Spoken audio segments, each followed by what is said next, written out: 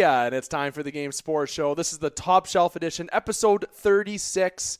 I am your host for this edition, David McCaig Jr. It feels good to be back in the host seat for this edition. As you all know, all fans of the Game Sports Show, we are doing a rotational host basis type, let's say, for shows.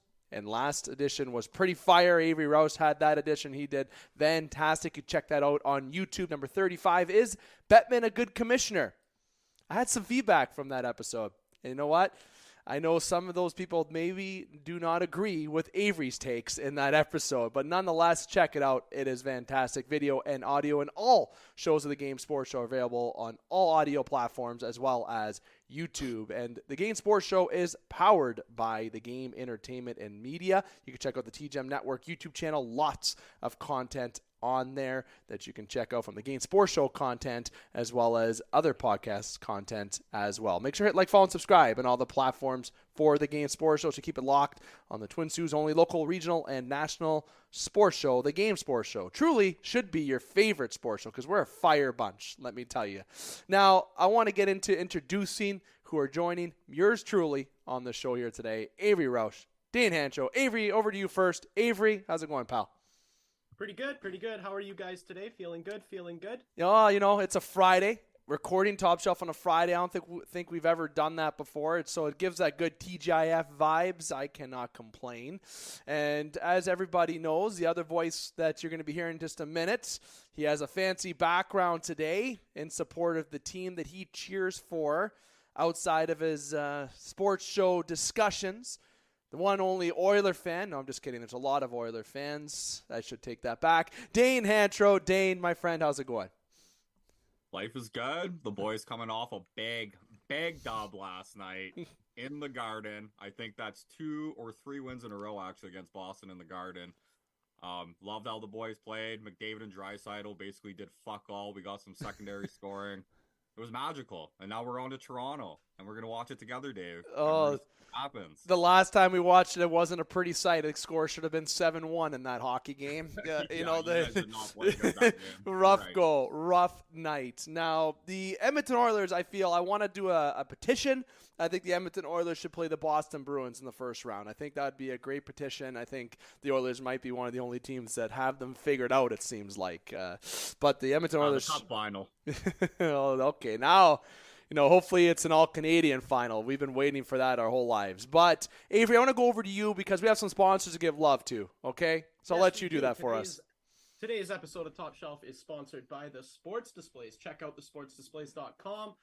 They have this fancy little product called the Jersey Mount. So if you have any jerseys that you are particularly fond of, you want to get those put up, framed, all of that stuff, the Sports Displays has got you covered. Do it with the Jersey Mount from the Sports Displays. And the second sponsor today, Flawless Roofing. Flawlessroofing.ca is where you can find them. 30 years of experience in the biz. It's all you could ever really ask for. In contrast to what Kyle Dubas does, you might want to protect your investment. So I think my advice is to start from the top. Oh, I love that. Great transition. Flawless Roofing and the Sports Displays, thank you very much for your contribution to the Game Sports Show and also the Game Entertainment and Media. Check them out, okay? And if you're in Sault Ste. Marie, Ontario, in Thunder Bay, that's where Flawless Roofing is located. It doesn't matter where you are. You can still reach out to Flawless Roofing. They have resources, and the Sport Displays is worldwide. And I don't mean to sound like Pitbull when I do that. Now, we got lots to get to today. It's a short time. We have a whole new content. People are hearing rumors about name changes on the platform. I got texts the other day about apparent TGEM name change. I'm not talking about that. I don't know who's talking. I don't know who leaked. I blame Parr, especially since he's not here today, blaming that he's sick. But jokes aside, the Top Shelf Edition, obviously presented by the Game Sports Show, powered by TGEM. We got lots to get to today in about a half hour of episode. So we're going to actually talk about something I talked about in my previous podcast, the Game Sports Show podcast, that isn't up on YouTube as of yet.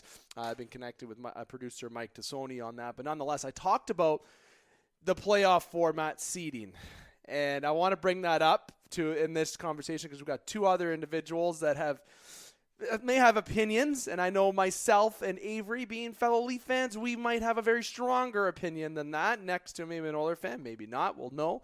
And then we're going to talk about someone who's out of Philadelphia and somebody who's in with Philadelphia. And then I also do want to get into a little bit of when the fuck are we going to see Connor McDavid and Sidney Crosby play together on the world stage? What needs to happen here? How can we get this to happen? What is the ideas that you think the Game Sports Show can provide? Gary Bettman, hope you're tuning in because we got some conversation for you. And then we're going to do some roundtable. Any final thoughts that we may have before we wrap up the edition? So I'm going to dive right into it here, fellas, and go first about the seating. Now, to give you a little bit of information about this, on the Game Sports Show podcast, I mentioned my idea being, which wouldn't work. I know this wouldn't happen, but my hope was to have the seedings like NCAA basketball, March Madness, from 1 to 16. Obviously, they have different brackets. It's a much bigger tournament, but keeping it simple, 1 to 16 for the playoffs. That means who's ever first in the NHL and who's ever 16th in the NHL. If the Boston Bruins are 1 and the Calgary Flames are 16, guess what? Boston's playing Calgary in the first round. Toronto's 2 and Edmonton's 15th. Toronto's playing Edmonton in the first round. Sorry, Dan, I'm not saying they're going to be 15th. I'm just giving you an example. That is how the playoff format should be. Fuck the travel, fuck the money. Just let it happen that way to create some entertainment. Now, people are going to say, Dave, why are you saying that? You must be a Leaf fan because you got to play Tampa Bay or Boston every round. Yeah, you know what? Guilty as charged. Yeah, that's a little bit of my reasoning, just like how Pittsburgh and Washington played for 4 years until Washington was able to get past Pittsburgh. You got to slay your dragons before you can get to win. I understand it. But it's really unfortunate when you're a top team in the NHL and you got to play another top team in the first round. And then you go in the second round, and yes, I'm pointing to Toronto on this, or Tampa. If you play against each other in a 7-game series, beat the shit out of each other, you play Boston, beat the shit out of each other. The third round, guess who you have waiting for you? The New York Rangers or the New Jersey Devils or the Carolina Hurricanes. Guess what happens there? You beat the shit out of each other. You're going to the Stanley Cup Finals even well bruised, maybe well prepared, or just so fucking exhausted that a team like the Minnesota Wild, Edmonton Oilers, or a team that is maybe a little bit of an easier path to get there, it might be a little bit rested.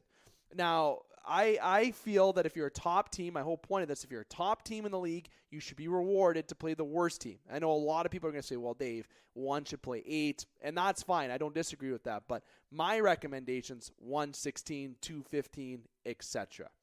Dane, I'm going to go to you first, okay? And then I'm going to save the best comments for last from Avery on that, and we'll have some discussion about it. But your thoughts and what you think the playoff format should be, or do you think it should stay the same? Feel free to full disclosure here, Daner. Well, I think intermingling the conferences is just stupid. I'm not a fan of that. I think that, like, as far as scheduling is going to go, for the TV times, if you're going to do that, it's just going to be a mess, especially with the West playing East teams. I do think that we need to go back to the 1 through 8. I don't like the 1 through 16. Yeah, obviously the top team should be rewarded. I get the rivalry aspect, and you want these teams to kind of build up these rivalries and continuously play each other in the playoffs. I mean, look at Edmonton and Calgary last year. I mean, as fans of both teams, it was what everybody was hoping for and asked for, and obviously it went very well for Edmonton. It was an exhilarating series to watch, so there's that side of it that I like. But when you keep saying the same teams playing each other year after year after year in the playoffs, it does, I don't know, I guess gets a little boring. And as you guys being Leaf fans, I definitely gotta get your point of views on, you guys got a tough road right now. You're in the best division in hockey, but at the end of the day, you gotta beat the best to beat the best, or be the best. So I'd like it to go back to 1 through 8. I don't know if Gary's gonna do that anytime soon, but yeah, our friend Gary. And don't guarantee that Boston gets through to the second round, because if we remember, not too long ago, Tampa, who put up arguably the best season in hockey history for a team, got swept by the Columbus Blue Jackets. So nothing is a guarantee. Well, Wouldn't that be nice if the Ottawa Senators, spoiler, who I think is going to finish and sneak into the playoffs. I really want the Sens to sneak yeah, in. I do too. That would be nice. That would be good. Avery, your thoughts? Well, you know what? I think right now, especially as a Leafs fan, like you said, Dave, I think we're just in a spot where we can't. It's the worst time to be a good team in the Eastern Conference right now. And I think the fact that it's the divisional format makes it even worse on Toronto. I don't think that that's the case. It just makes it worse on Toronto and Tampa and Boston for that matter. But I think the 1 through 16, I agree with Dane on that one. I don't know if intermingling the conferences is a good idea. I don't think you're going to get many good rivalries when you're doing that. It's just going to be so different every year. I agree with what you said, Dane, also regarding the same matchups every year, year in, year out. I get it. But I do think that also does breed some form of rivalry. And playoffs are when those rivalries are built. You got to think back to Vancouver, Colorado and Detroit in the late 90s, early 2000s. That was one of the best rivalries ever. And that was because Detroit and Colorado, who are now in different conferences, were in the same conference and they just constantly were playing each other. It was a battle. Those were the two teams that everybody knew. Whoever won that was going to make the Stanley Cup final and was going to probably win the Stanley Cup. And I think that's a great dynamic. I do think it's a little too, it's too concentrated in the divisional format. I like the 1 through 8. I think they should go back to the 1 through 8. If I'm not mistaken, it would, based on points percentage, it would be the same right now. The matchups would be the exact same. Toronto would be playing Tampa because the division leaders go 1, 2, 3, 4 and 5, right, and then now. 4 and 5. That's where Toronto Tampa would be. Right now, it's irrelevant conference. And at the end of the day, right now, like as much as it sucks for Toronto to have to play Tampa again, the East is going to be a bloodbath this year. There's no matchup that's better than the other as long as you can avoid Boston in the first round. Doesn't matter if it's divisional or conference. It's a bloodbath either way. Is it crazy to say that maybe New Jersey is overachieving? I think New Jersey's a good team. Yeah, no, they're good. We don't think there's a slight that they're just. Do you think that they're truly better than? Like, are they the worst of the top 6? They're not in the standings right now. I know it's a little different, but they haven't fell off all year. I think the addition of Meyer makes them a horrifying team. They're quick. I watched them play Edmonton. That they're the fastest team in the NHL, in my opinion. They get up and down the ice like I've never seen a team get up and down. Like Connor McDavid. Never seen a team, but 4 lines. 4 lines. I would say one thing I would like them to bring back, like Edmonton only played Calgary 3 times this year. There was a time where you'd play Calgary 8 times in a season, and I get like the marketing aspect where you want Connor McDavid to go to every fucking city, play in every town, put on a show.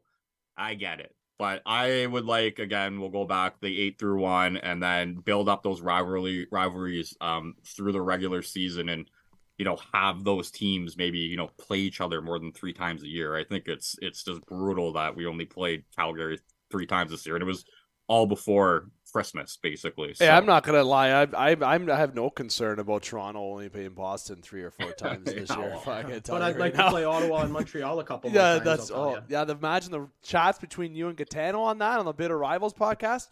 And that's one thing I blew. I'm sorry, I didn't promote Bitter Rivals at the beginning. So check out Bitter Rivals too. Okay, let's just so you know, Bitter Rivals is fantastic. It's a Leaf fan and a half fan bickering. It's fucking amazing. Imagine me and you, Dane, doing a bickering episode. Holy shit. I don't think we'd be live stream tomorrow night. I think we would not be friends. I think you'd be too harsh on me. It'd hurt my feelings. They're too fragile. Okay, too fragile. Now, the last thing that I'll say about the format is you guys talked about it on the last episode of Top Shelf with Gary Bettman. Loved that episode, and it's true that I had a guy from Ottawa. Okay, his name is Joel Camp, who reached out to me. He operates a podcast actually out of Ottawa. And he brought up a very good point about Gary Bettman, and I'm going to try to freaking find it here, but I can't with time here and look like an absolute idiot looking at my phone. But he said it's 2 perspectives about Gary Bettman, and he said how Gary Bettman has done good for the players but hasn't done good for the game. And it was a different perspective. Very interesting takes, and we like the fan interaction, so please continue to do that. If I had more details, Dane, it might make a bit more sense. I don't know if the players feel that way.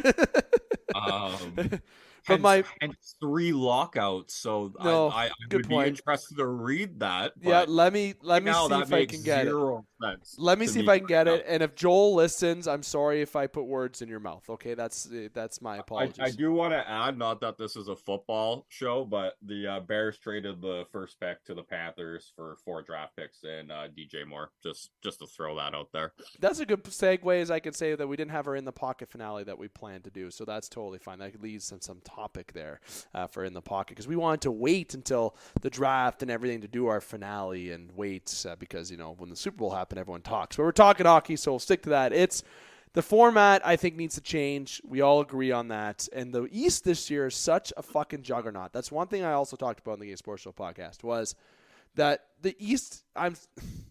It's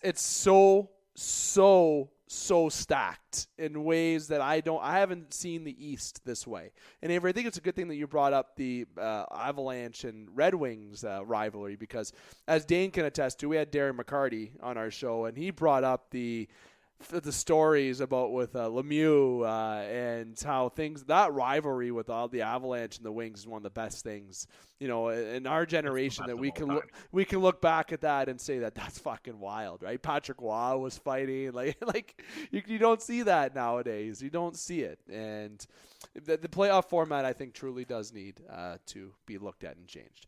But I won't dive into that too much more. I want everyone else's opinions. Comment below if you feel that the format should change. Call me an idiot if you feel like it, because maybe I went a little too far with my 1-16 format. I just want something different. I think every Leaf fan wants something different. Okay, every Leaf fan does. But guess who would we still be playing in the first round if we did 1-8? Doesn't fucking matter. It obviously seems like. So Dane, Avery, and I'm gonna go to Avery to you for this for the first thoughts on this. Fletcher out, Danny Briere in. I don't know if everyone remembers Danny Briere when he played on Buffalo, when he had that celebration, one of the best celebrations in hockey that I remember. Obviously, Danny Briere is, the former players starting to really come out a lot, right? St. Louis is a coach in Montreal. You got, obviously, Briere that's involved in Philly. You got Yzerman, who's the best GM in hockey. Sorry. Next, I would say Joe Sakic's right beside him. I'm sure people who are fans of Joe Sakic might have a comment to say to that too. But look what Yzerman's done in Tampa and now what he's doing in Detroit. It's not – obviously Detroit's not a Stanley Cup contender right now, but they're going to be. They're going to be very soon, and it's going to be very fucking annoying. I know Dane agrees that it's annoying when the Red Wings won, because that's all they did when I was a kid and then they won, and because they were good, and Yzerman's going to get them back there. So the Flyers make this change. They're in the Bedard sweepstakes. What are your thoughts about the Flyers on this move? Well, I thought they had a really, really poor deadline, and I think that's probably a part of the reason that this happened. They had, on TSN's trade bait board, they had the number one asset, which was James Van Riemsdyk, and they failed to move him. There was a last-second deal with Detroit that didn't go through, speaking of Steve Yzerman. But, yeah, I think, to me, the most interesting part about the whole thing is less than a week after the trade deadline, less than a week after you let this guy control everything that you did at the deadline, you can him. I just, it's an interesting timeline there for me. I think if you're going to make this move, you probably should have waited until the end of the year. What's the point of having a new GM right now? Yeah. What are they going to do? What can they do? They don't have any flexibility. You can't trade. They're locked in. Yeah, you're done. Until the draft, exactly. You can't trade. You're done. Or I guess it's right after the playoffs is when you can start doing a couple conditional moves, but there is a freeze in between. So, Dane. Yeah, I think Avery's pretty bang on the lack of activity during the draft. I think a couple bad contracts go along with that. They've been plagued by injury. Do you guys remember Sean Couturier? I kind of forgot that guy existed until I looked at Cap Friendly. Very today. Good two-way centerman for sure. And I think if you look back to, I want to say it was probably the bubble era, where Philly had a really good team, and there was a lot of people that thought, they were up and coming and they were going to be a contender, and they just fell off. So I think it's a whole bunch of things. I think, upper management firing them after trade deadline is weird. I mean, you might as well let them ride it out till the end of the season. But I guess, you bring in Danny Briere, you get him familiar with, the players a little bit more. I can't remember if he was like, was he this assistant general manager or doing something within the organization? Yeah. All right, so he's already kind of familiar with what's going on anyway. So He probably sat in the yeah, no, it background. just doesn't really Idiot. this doesn't really make any sense. So if I don't really know what to tell you. Philadelphia's in shambles. Their poor players are playing under Tortorella, who I think's calmed down a little bit, but. Yeah, things are not good in Philadelphia, and I'm sure their fans aren't pleased as usual. That's not a good.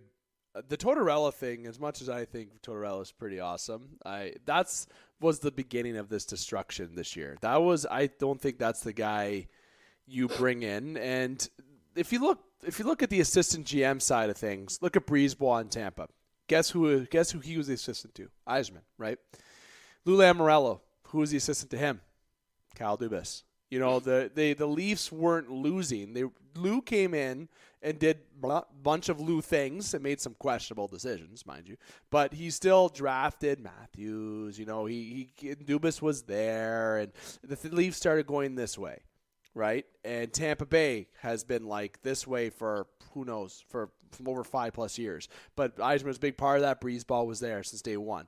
So it's not like the Flyers have been going up. They've been going like this and going like that. So Danny Briere being the assistant GM, him taking over, especially after the deadline, it feels a bonehead decision. I feel that you can keep Danny Briere and in the loop, but keeping Fletcher would have been good to the end of the year. You should have fired him before the deadline if you're going to do anything. But even at that point, you can start hitting concerns.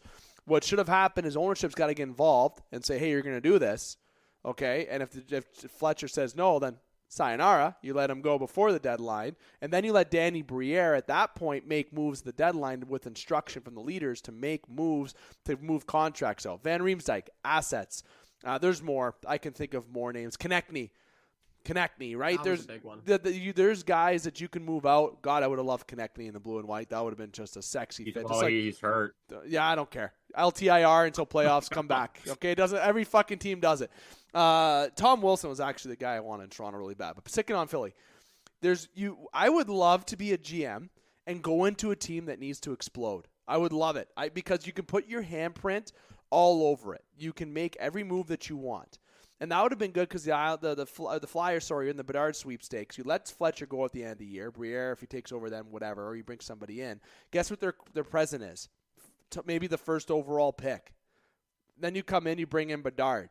You move out people at the draft. All of a sudden, you have Bedard. It hits free agency. Guess what? Everyone wants to play with Mr. Toe Drag Release. Okay, everyone wants to play with Betsy.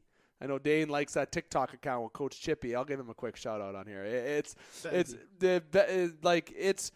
I don't think it's done right. And Avery, I don't know if you had any more points out there, but I think they questionable decisions, just like Vancouver this year. Questionable decisions all around. Just one quick thing I wanted to add. Can you imagine you take over as GM of an NHL team and your first move is you draft Connor Bedard? Imagine you trade that first beautiful overall pick. You go on the draft, you don't tell the ownership, and you go trade that first overall pick. Yeah, or you go up and you say, Adam Fantilli. I think that Fantilli kid's gonna be fucking good. Oh yeah, but he's not Bedard. He's not Bedard. No. I mean, I think Connor Bedard's definitely going to be a generational talent, but not Adam McDavid Fantilli is faster, bigger. He has a lot of things Connor Bedard doesn't, so I could see Fantilli kind of end up being, like a Draisaitl kind of player. I do really like him. I think whoever is fortunate enough to get the second overall pick should be very, very happy. See, I said before in the Game Sports Show podcast, I thought of Connor Bedard more of a Steven Stamkos. And the reason why I said that a little bit was because of his ability to score goals, but his vision on the ice too, and just the way that he plays. I just get that vibe, but Stamkos hasn't done what Bedard has done. But the hockey in junior is a lot different than what it was. Okay, it was a little bit more tougher. You were allowed to hit at a younger age at that point. Okay, Stammer's close to our age, mine and Dane's age in the 90-91. He's a 90 birth year. And it was a different time. So my comparison to Bedard was Stamkos. But that's a good, interesting point about Fantilli being a Draisaitl. I would have to say that I'm trying to think of somebody else who's a poor man's Draisaitl that he might be like, but I can't think of anyone top of my head currently with that. But those are good examples. But imagine, like you said, Avery, first thing you do, Connor Bedard, right? That's like the best Christmas gift that you can ask for as a GM. But I just think the Flyers and Vancouver really need to go into some coaching sessions with some really figure out what the fuck they're doing, because everything that they've done this year, the Rick Tocchet move, wasn't a fan of. Love seeing Bruce on TSN Trade Center, though. That was great to see. That was absolutely hilarious. The Flyers aren't doing it right. And I like I said, the smartest GM in hockey is Yzerman. He knew his team wasn't going to be great going to deadline. He offloaded Verana. He offloaded some guys, re-signed Larkin, and that's it, moved on. And Dorian, he's one of the winners at the trade deadline. Bringing in Chychrun. Great fucking move. That's such a perfect fit for the Ottawa Senators. It truly is. And some teams were winners at the deadline. Some teams were losers. And one of those losers right now are the Philadelphia Flyers because of what they didn't do. It seems like a lot of the bottom feeder teams didn't do overly well at the deadline. If you're looking at teams that did well, it's the teams that were in the playoffs and got some good players. Like Timo Meier, like, I don't know. I feel like New Jersey got away with a ransom. Right? The East just got so dangerous at the trade deadline. And then fucking Tampa traded a whole draft class for Tanner Jeannot. So like, and I know like obviously they're lower picks in all those rounds, but like it just it was a weird trade deadline where I think a lot of the bottom feeder teams, and like I don't know, San Jose kills me. I'm like, I don't know how you don't move out Carlson, eat some cap for 4 years. Like, you're not going to be good in 4 years. No. Like, you're going through a total rebuild right now. Is like his value's never been higher. Eat $4 million in cap, $5 million in cap, and fucking trade him. He's the best defenseman, or I mean, maybe not overall, but the guy's gonna get 100 points. Yeah, he has 80 plus points this year. Like, who doesn't want that? And it's only because Mike Greer wouldn't eat any cap. And what did he get? A couple average picks and prospects for Timo Meier. Like, why aren't you trading Couture? Why are you trading Hurdle? Like, clear house, San Jose.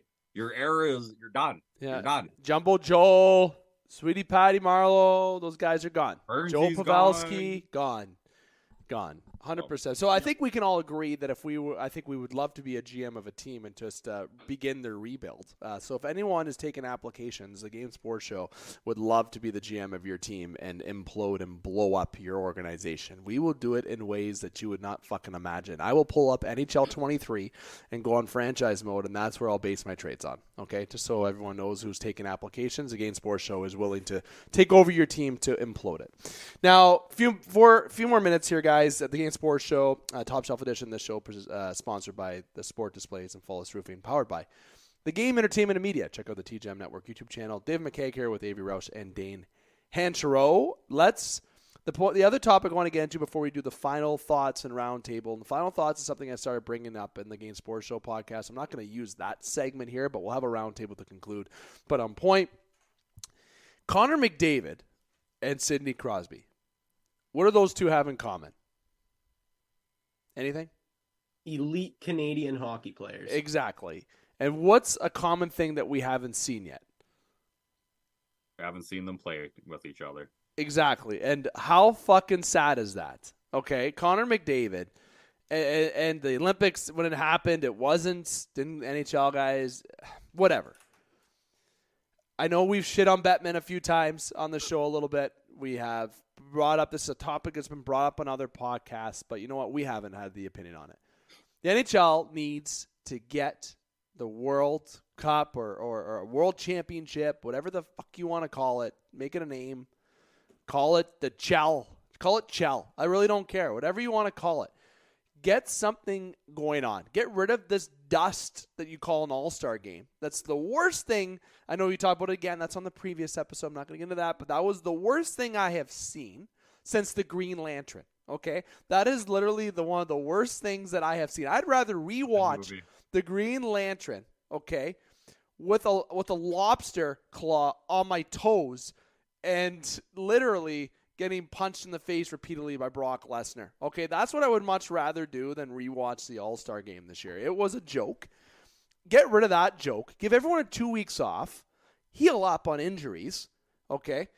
And do something in between that. Maybe that's your world championship. If not, maybe it's a little dangerous because I just said heal up on injuries. But after season's done, you have people that didn't make the playoffs have their own little world championship, right? That's great. Cool. Fuck that. Let's get rid of that. Let's end the season. When the season's done, you start your world championship. Every year you got something going on like the World Juniors. I don't care. Make something exciting. I want to see McDavid to McKinnon to Crosby to McCarr to Bar South. Okay, that's what I want to see on Canada. Or I want to see Matthews giving the puck to Patty Kane. I want to start seeing things. I want to start seeing some of these players play together while we still can. And guess who's coming through the ranks? We just said his name 5 minutes ago. Connor Bedard. And like you got Bedard, McKinnon, McDavid, Crosby. Everyone knows Canada would win, and that's why Bettman doesn't do it. Because he knows Canada would win and literally steamroll. You can make 3 different teams of Canada, and we'd probably still win that tournament. Maybe not. USA is very good. I Sweden. give the U.S. a little bit of credit. I looked at Russia's roster. There's probably a big reason why we're not having one. Is they're not invited to play right now. So yeah, but there's some good teams, man. Finland's strong, Sweden's strong. It's not a walk in the park. So thoughts about that? Yeah. What it is for me is Canada. We don't have a goalie, man. Carter Hut. No. Carter Hut. Really? Carter Hut. Really? Darcy Kemper. Kemper Has 3 better goalies than we do: Ottinger, Demko, and Hellebuck. Demko is not better than Carter Hart, Tristan Jarry, or Kemper. Not this year. Kind of. Okay. 2. Hellebuck and Ottinger. Matt Murray. Skinner will be on Team Canada when we have one. Just saying. Carter Hart, Matt Murray. Okay, those are your 2. No.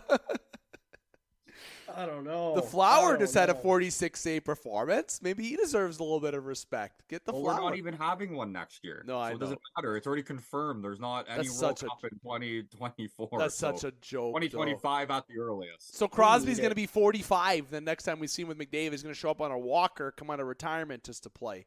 That's such a joke. We see the best players that we've seen in Canada in a long time together that can play together since Gretzky, Lemieux, and Sakic and all the fellas. And 02 Salt Lake, which was my favorite Olympic team of all time, by far. Not even, there's no other team that's close to that. I know the Golden Goal, there's a lot of cool events or a lot of circumstances that happen, but that 02 team was, unreal. The Sochi team is widely considered the best team ever in hockey history. Yeah, but what's your favorite team? They let 3 goals in. What's your favorite team, though? Oh, well, yeah, probably Salt Lake City. Right? Mario, Sakic. Yeah. You're thinking of NHL 2000 on PS1. Okay, my favorite team is different than what the best team is. The best team ever created was in 2014, and it's not even remotely close. Yeah. You know what the best team would have been? The 2022 team. That would have been the best team. Or 2018. Yeah, but like Avery said, we don't have Carey Price. In 2018, we would have had Price. 2018, we would have had Price. They would have had McDavid in 2018, right? I believe. Yeah. We had a World Cup in 2018. That's when we had the North. No, it was not.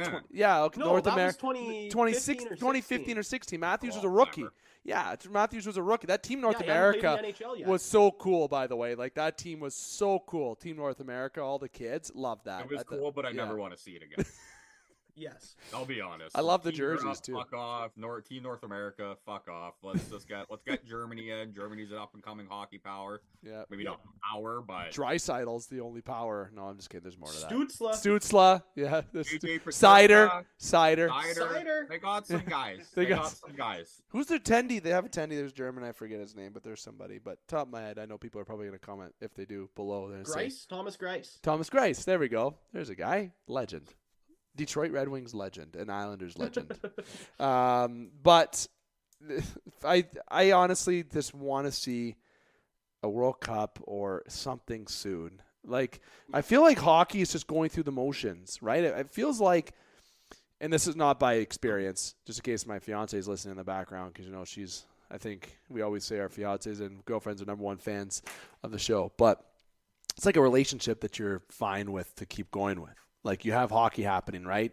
And The divisional matchups were not changing, even though people don't like it. They don't change it. They just want to keep it going because the money's coming in. They don't care. That's what I feel like hockey's going through. Then they have the issues with the Olympics. I get it. There was problems, players going there, cool. But I feel like the NHL can control something like this to make the fans a bit more engaged in a fucking stupid all-star game. Do one of these. You want to see excitement. You want to see views. You want to see something. Do that. Heck, I don't care where you host it. You can host it in the Mullet Arena if you want. I don't care. I think the most important part of that is the players want to do it. Yes. Like, that's the All-Star game. Why do you think it sucks? It's because nobody wants to be there. They want to be on vacation. They want to be in Cabo. They don't want to be in, like, I know it was Florida this year, but look what Brad Marchand said. Nobody wants to be in Toronto next year when they're supposed to be on vacation. I'm going to say everybody would want to do a World Cup. That reminded me, there was a friend, I won't name him because just to be nice, because I was talking to him on Instagram, close friend of mine, and I've been to his place outside of Canada. That might throw his name out of the bus a little bit there, so I'll stop while I'm ahead. But he was on a trip with his fiance, and he was at a resort, and at that resort it was during the All-Star break, and a lot of players were there, a lot of teams, a lot of players were there, and the team that he was able to connect with and have a couple drinks with was the Tampa Bay Lightning, and I'm not going to say the name of the player, but the player said that we would much rather be relaxing than being in an all-star game. This guy's not an all-star. He could be. I don't think he's that bad. I know you guys may ask me. All-star game's not for the players. It's for the fans. Yeah, you paid millions of dollars. Show up, put on a fucking show, and stop complaining, Brad Marchand, you rat. I think I'm on the side of that I wouldn't go. If I was, and this may be bad, but if I'm Connor McDavid, maybe he can't not go because of who he is, right? We don't know the contract details, but I feel like I would be like, I'm in, like, I would not go. I would love the 2 weeks off. Suspended if you don't go. Yeah. You got suspended 2 games. Yeah, see, that's so stupid. I'm not a fan of that. And Edmonton can't afford not to have David in the lineup for 2 games. Well, you didn't. Hey, you handled it last game against Boston. You know, I know, yeah, no. Him and Draisaitl were invisible. It was a nice change of pace. Yeah, the depth was able to pick up. Well, fellas, it's been 37 minutes. We're 7 minutes over time, but that's good. That's actually good for the Game Sports Show standards. We're usually a lot more than that. But I did promise a round table. Any final things that you guys wanted to bring up, so we will do that. Dane, I'll start with you. Anything you want to bring forward? What's on your mind? Anything? I want ESPN to get competent people to call hockey games and analyze other than Biz, Grex, and, well, formerly Taka and those guys. Love that panel. Everybody else at ESPN are idiots. So Biz and Gretz are good? It's honestly the reason while ratings are dipping in America right now is because how bad ESPN is right now. You ever watch a broadcast? It's horrible. I can't do it. Because I always try, like, what's that? Same with Sportsnet. I'm just saying. I don't hate Sportsnet or hockey. I like Hockey Night Saturday. I like Yes. Hockey Night, and I gotta say that. Make sure I say that good. I give a shout out to Kelly Rudy, friend of the show. Him and Bieksa, love Bieksa and Rudy. Yes. Jennifer Botterill's actually great too. Like, she might be the best one on that panel. Truth be told, like, Hockey Night's good, but Yandel on there too. Yandel, yeah.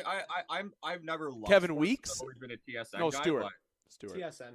Yeah, that's right. Stewart. Is it Anthony Stewart? Yeah. Anthony Stewart. Yeah, Anthony Stewart. Very good. With ESPN, Dane, here's a funny thing. I remember the Game Sports Show actually used to be on ESPN 1400 AM radio, which obviously we're not changed to News Talk there, and I've actually withdrawn and pulled that out now because I had the power to do that. We do podcasting. So that aside, ESPN, has always wanted the vision of being able to attract, and they got the hockey content. They got the contract for NHL. Bringing in Biz was a big grab for them. Pretty price tag too. Let me tell you, from a personal end, knowing somebody who knows them, knows that they're paying them a very big chunk of money. Okay, so him and Gretz on there, great. I agree with that, but I do and will have to agree that on the other side of ESPN, there is room for improvement and room for opportunity. That's what I'll say about that, because it's not the same content. They got like Charles Barkley and what's the other annoying guy? Jonas Valanciunas. Yeah, and they're talking about hockey, and it's like, it's funny for a bit because they don't know what they're talking about, but then it's just like, it's almost just embarrassing at that point. So Get it together, ESPN. Avery, you Isn't got that TNT? I think TNT's under ESPN though. I don't think TNT has like their own. I could be wrong on that. I think how it worked out was TNT got the major broadcasting, and then there were two minor broadcasting deals. When one of them went to ESPN, and I forget who the other one must be that Bally or whatever. Bally, I think ESPN and TNT are different. If I remember now correctly, they are different. If I remember correctly. Well, I know they're different, but it just might be like ESPN's the one that got the big contract. They got Biz, right? I think ESPN has Biz. He's under TNT. He's in TNT. He's TNT. Okay, yeah. TNT. So Gretzky is also okay. Lundqvist is there. Oh, that's right. That is TNT. Yeah, that's right. Yeah. Yeah. So it is. So TNT's got it right. It's ESPN who doesn't have it right. Yeah, they got that's Messier, what we're saying. Chelios. Subban's been good for them. For ESPN. Yes. Yes. Okay. Yeah. Yeah. That makes sense. Now we're on the track. But yes, Dane, you're not wrong. You're right. We just have to get some of the panel guys. I mean, right. like, you say what you want about the panel. It's the broadcasts that hurt, man. It's like every once in a while I'll watch an Oilers game and I'm like, you know what? Maybe I'll listen to like the American broadcast, and it's hard. It's hard to watch. Well, not everyone's Louis DeBrusque, Dane. And Jack Michaels. We literally have the best. Who's the other guy? Louis and Louis in the NHL, in my opinion, and Jack Michaels. Jack Michaels. That's right. Jack just Michaels. got so fired up. I love it. I like Greg Simpson. I do. I like him. I like that color that he fills in the blank for Chris Cuthbert. He's a great fill in the blank guy. Like he's fantastic. But Mike Johnson fans? Mike Johnson fans? Yeah, I'm not. I don't oppose. Not opposed, but he. I like the Mike's thoughts. Like he tries to be cool, right? Like, and he is cool. I'm not saying he's not trying to be cool, but like he's trying to relate to the audience in a more unprofessional, and I mean that in quotes, not ways, more loose. He's not by script.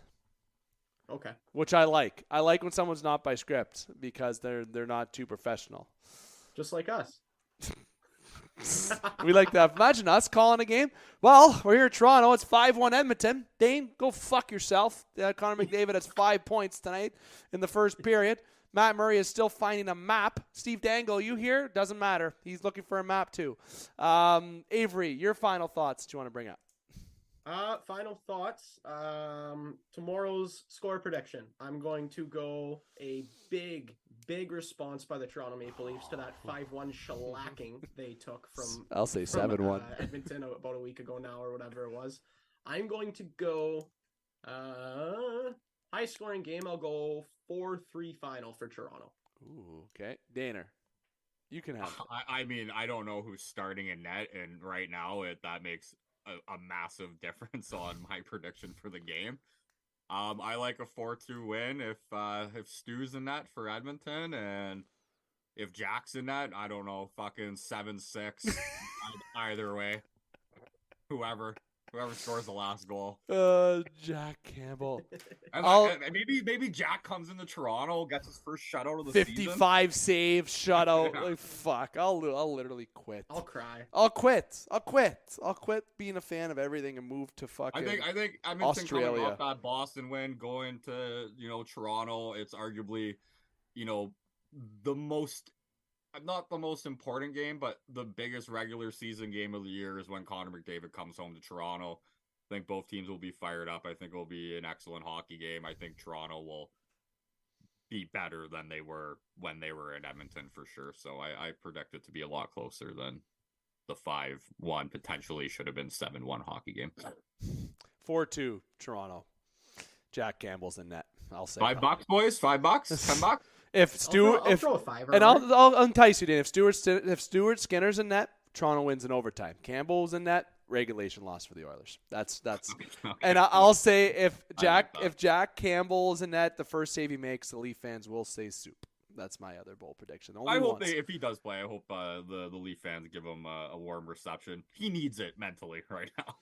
Yeah, he might feel bad and let Matthews score. Apparently Matthews, what was the hot take you said, Dane? Matthews and Marner said, quote, unquote. Well, they got interviewed. They were saying that they hope that he plays, which I think is like a very passive-aggressive comment. Top Chad all day. Top Chad. They're trying to be like, we missed my boy there. I hope he played. In front of the crowd, they'll cheer him on. I'm like, 3 goals, first 3 minutes, fucking pull him, man. That's like the James Reimer treatment when he came back with Carolina. 3 goals in 4 minutes, fucking yank for Peter Mrazek.